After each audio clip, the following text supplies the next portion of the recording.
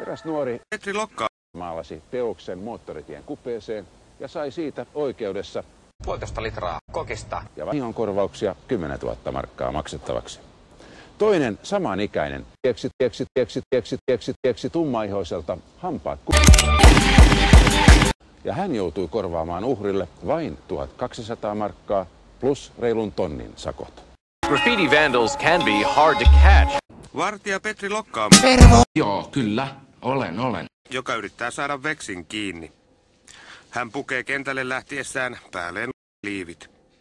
Vakiomenettely ilkivallan ehkäisemiseen keskittyneessä vartiointiliikkeessä, jossa työskentelee Olli Hokkanen! Me tiedetään potentiaaliset töhrimispaikat tai kohteet, missä töhdetään paljon.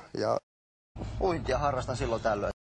Ja kun nähdään tuttuja töhriöitä tai Olli Hokkanen! seurataan näkymättömästi ja kun he jotain sitten saa aikaan, niin heidät odotetaan. Paksun letkun kautta. Entä sitten nykyään, teetkö vielä? Ei pysty, on niin hapokasta, että ei pysty. Mikä ottaa päähän? Ottaa päähän Petri Lokka, niiden toimintatavat. mitä ne niinku tekee? Ne hakkaa tuolla 12-11-vuotiaat kakaroit, kun on raudoissa ja kantaa jotain Jointtia. osoittelee graffitin tekijöitä niillä ja jotain tuollaista aivan niinku mun mielestä ihan naurettavaa toimintaa. Vähän käy sotkea, niin niitä vituttaa. Voimakeinoja joudutaan käyttämään useasti tänä päivänä, koska nyt on ongelma se, että koska nämä töhriät liikkuu jengeissä, niin siinä mielessä voimakeinoja joudutaan käyttämään useasti kyllä.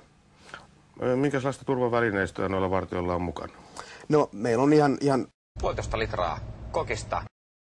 Tarkoittaako se aseita? no käytännössä, sanotaan, että Kyllä.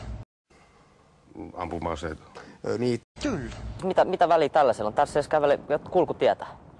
Sitten tätäkin tunnelia alettu puhdistelemaan, niin mikä ihmekään, että valtiolla menee rahaa niin ja niin paljon.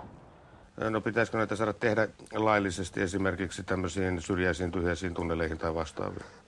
Ei ole tietoa. Koska yleensä Ne mustuu. Ne mustuu vaan. Joo, kyllä.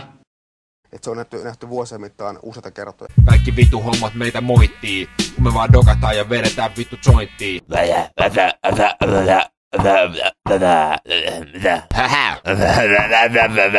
Mulla on oma bändikin. Resis Posse. Tai ne on sukulaiset sanonut, että ei se järkevää ole. Että... No mistäs moin? No ihan elämäntavasta ja kohta jo harrastuksestakin. Mallikane!